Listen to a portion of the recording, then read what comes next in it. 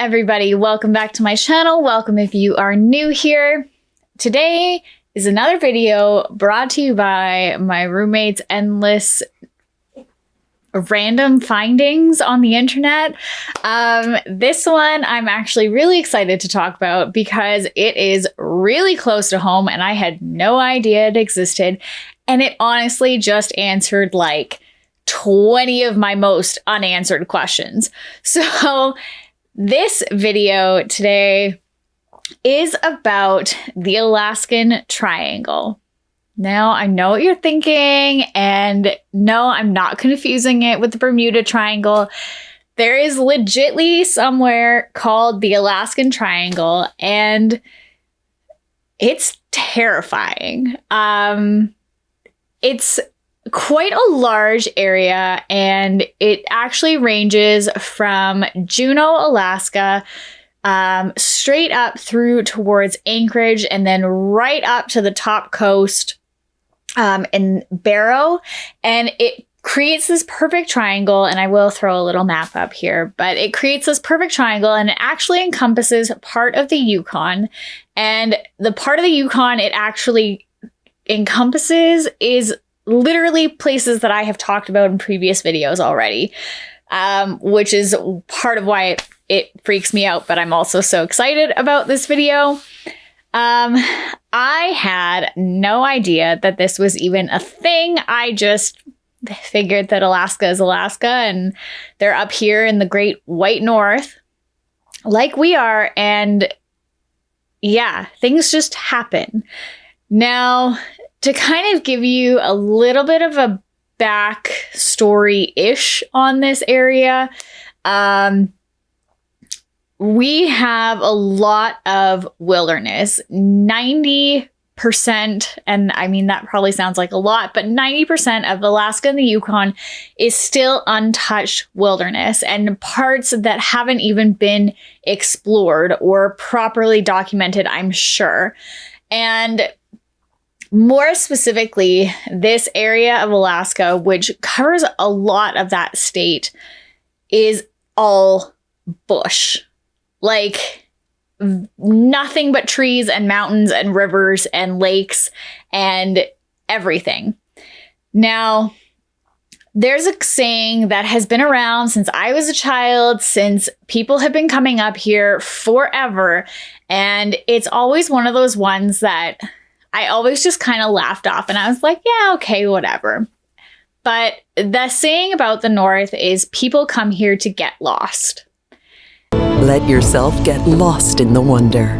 After hearing about this Alaskan Triangle thing and thinking about all the things that I have heard or dealt with, it makes a lot of sense that people are drawn to this area for a lot of reasons, and it's not just the pretty scenery. This area in particular has been very popular from the beginning of what seems like time for just weird instances and occurrences happening. Now, the local First Nations there are the Tlingit people, and they have a lot of reservations of going into the bush in this area at certain times or when certain things are occurring, because they have the stories that have been passed down throughout their people's existence in Alaska. And a lot of those surround things like Bigfoot, who has also been one of the things that people have thought have been kidnapping these people that have gone missing. Other things have been the Otter Man, and I'm not even going to try and butcher the language because that would just be rude of how to say that in their tongue. But the Otter Man is basically a half man, half otter who can take the form of a human and is very malevolent in their culture.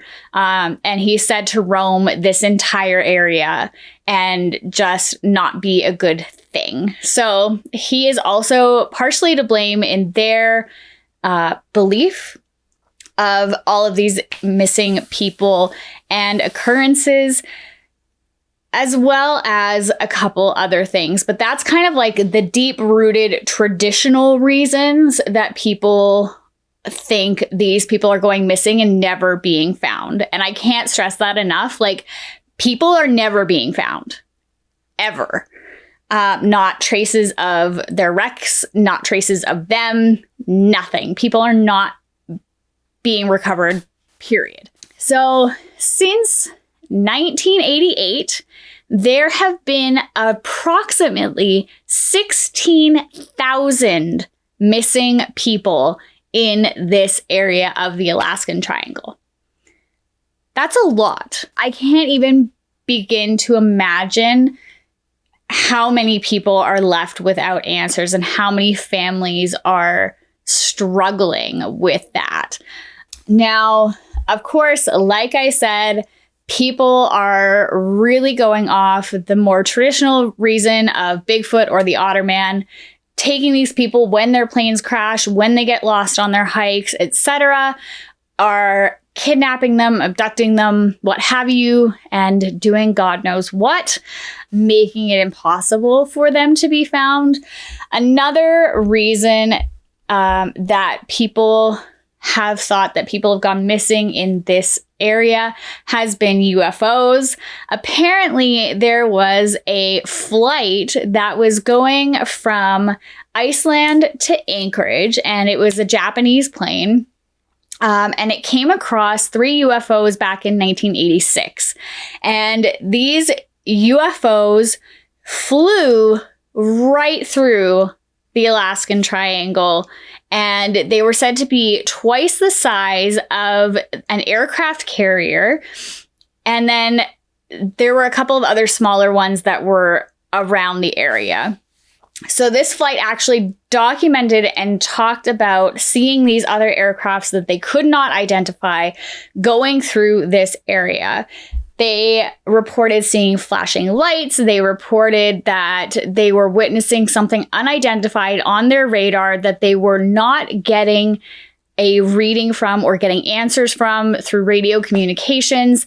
And these objects were within 5 miles of the plane through the air. Apparently, once they came into sight, they were seen to have been moving at unearthly speeds and were jutting back and forth, stopping suddenly and seeming almost like they were suspended in air and just flying at a lower altitude than what they should have been for aircrafts.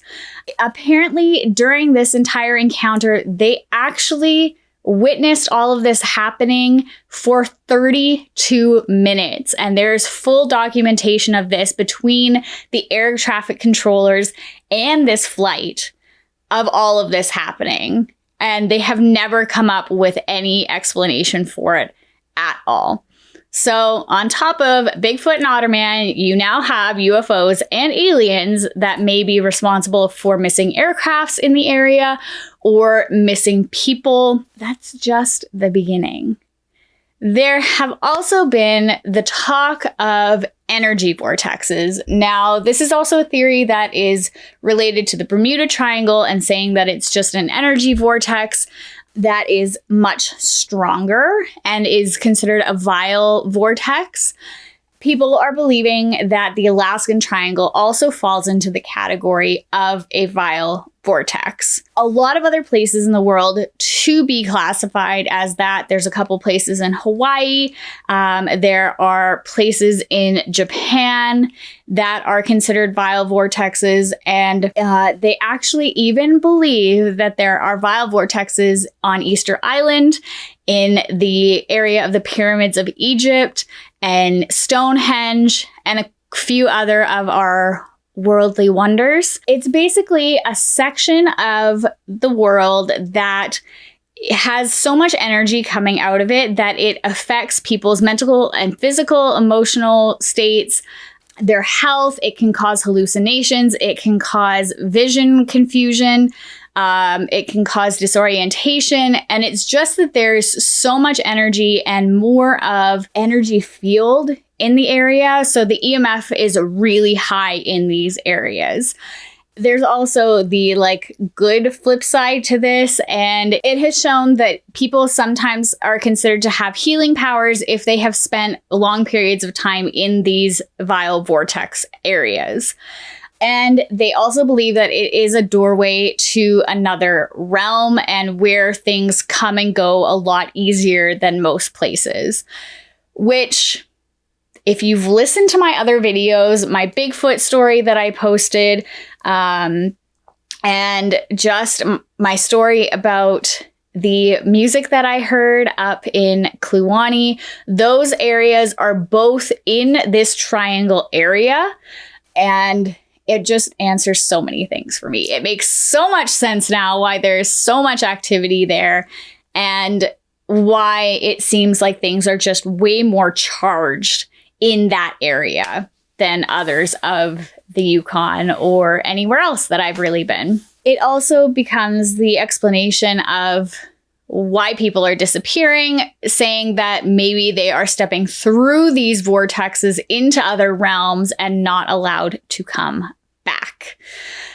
Of course, authorities always are pushing it off and pushing it to the side, saying that Alaska is just full of vast wilderness. Not every nook and cranny can be completely and utterly detected or searched properly. So, of course, that's the reason that these bodies are not being found, or planes are not being found as well. They are having a really hard time with cracks in glaciers and things falling through them or that kind of thing.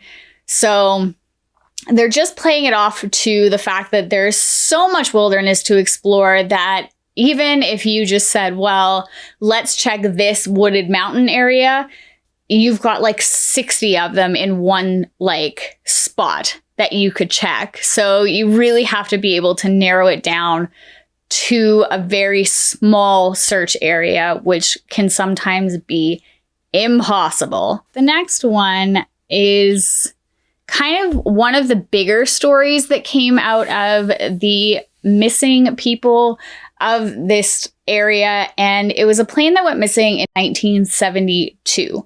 Now, this plane was carrying quite a few men, and they had actually two very important politicians on board during the disappearance of the plane.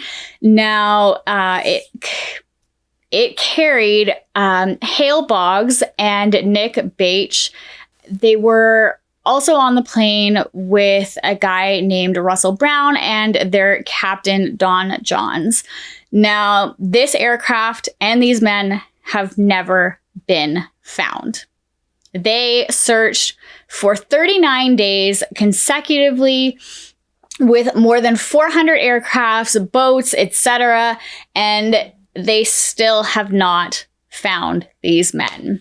So it's quite interesting to think that even these big politicians that they have spent so much time looking for and really pushing to find have not been found either. There are a lot of conspiracy theories, and I feel like that entire disappearance is a whole nother video. It's crazy to me to think about this area and these people going missing. And I mean, 16,000 people is a big number. If we think about the total population of the Yukon, there's maybe 40,000 of us now. To think that 16,000 people out of that number have just gone completely missing, never to be found again, is mind-blowing to me. Back to kind of the point that I had made a little bit earlier in the video of people come here to get lost. Much like having the attraction to going to the suicide forest in Japan, which is considered another space with a vile vortex and a lot of energy coming from it, and why it attracts people so much. The Yukon and Alaska has time and time again been a place that people come to escape. Whether it's escaping the military, whether it's escaping your everyday life, or you're just a convict on the run, this place has been the end all for so many people who've decided to just disappear.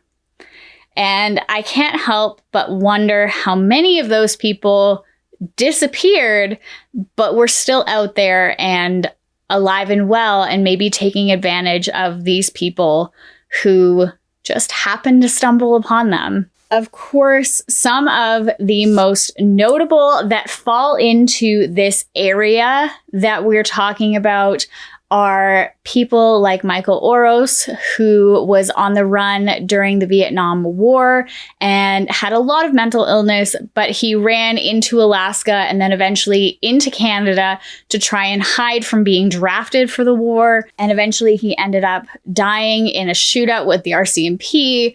There has also been the Mad Trapper of Rat River, who literally led the RCMP on a 45-day chase around the Arctic Circle area between Alaska and the Yukon, trying to evade them, which then again ended in a shootout. There is also the classic tale of Christopher McCandless, and I know this might actually shock some people, but that bus that he dies in and goes crazy in at the end of his life is literally just inside the triangle. So, I mean, really, his whole thing was he was leaving his life to go disappear and go into the wilderness and not want to live a normal life anymore. And he just wanted to be away from all of the hustle and bustle. I remember reading an article the other day that had information about it had a whole bunch of information about a criminal that has still not been found or captured, who came up into the Yukon and Alaska, never to be seen or heard from again, back in 2006. So, on average, they say that one person goes missing at least every single month in the Alaskan Triangle, never to be found again. I am so intrigued, and I would love to get back there and get into more of the thick of the triangle, I guess, and really kind of just be around that area. Now, I have also had some really weird experiences myself involving this area. Most notably, 2 years ago-ish now, I think, my roommate and I were sitting on our couch doing what we always do, which is watch YouTube and creepy videos. And we came across an app that you could download on your phone. And we were like, why don't we just download it and try it out and see what happens? So we downloaded this app and we were letting it play. I think it's called Ghost Talk or Ghost Radio, one of the two. But we were letting this app play and we were asking questions and we were getting responses and recording down the responses that we were getting. And we had made sure that, like, my phone wasn't connected to the internet. We made sure that the phone wasn't actually connected to cell service either. So it was just the app running. It shouldn't have been picking up on anything else to feed into it, to take words or what have you. And we're sitting here, we're taking notes down of what was being said, and things started coming through. And one of the words that came through was plane. We were like, okay. So we asked another couple of questions and we said, were you involved in a plane crash? The answer was yes. We went, okay. How many people were involved in the plane crash? And we got the number 14, I believe. It was either 14 or 16. And we were like, okay, this is pretty specific. And we played with it for quite a while longer that night. We wrote down everything that we had gotten through in the messages, and then we went to sleep. Woke up the next morning to a news article in our news feeds on Facebook that in Alaska, a plane had gone down and crashed into the side of a mountain with 14 people on board.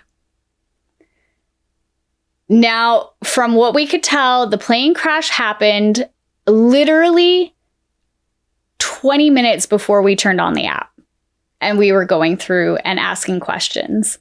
And keeping in mind that where the plane crash happened and where we are is like miles and miles apart. Like, we're nowhere near where that plane crashed, and we had no idea it had happened until we woke up the next morning. So that was just kind of one of those crazy coincidences that happened to us that now makes weird sense to me, I guess, hearing about the Alaskan Triangle and where this happened. All in all, that is basically the beginning of the Alaskan Triangle saga. I am so excited to talk to other people about their experiences in that area, and just hear what they have to say about it. I cannot wait to start drilling my friends about, what they've experienced and where they've gone. If you have any input or you've experienced something really crazy or have had something that has affected you in that area, please leave a comment down below. It would make me so very happy to hear your stories. I love reading your comments. I love responding to them. I love actually having a conversation with you guys. So please, please, please do comment. Let me know what your thoughts are about the Alaskan Triangle and whether you believe it's Bigfoot or the Otter Man or an energy vortex or even aliens, because who doesn't love a good alien story? Other than that, please give this video a big thumbs up if you haven't already, and don't forget to hit the subscribe button and turn on that notification bell, because I upload every Monday, Wednesday, and Friday, and I cannot wait to see you in the next video.